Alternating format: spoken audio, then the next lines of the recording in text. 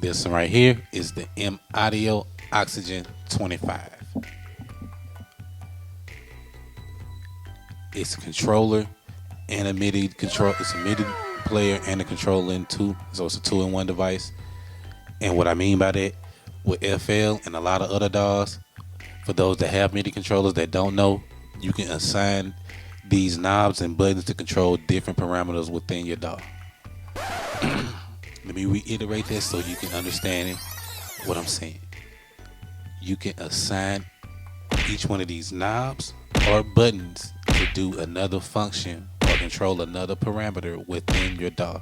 So that can make it a lot easier for you to move around, makes it a lot easier for you to execute certain moves, or if you just want to play live. However you choose to do that, the information is very helpful to know because sometimes you're limited when you don't know about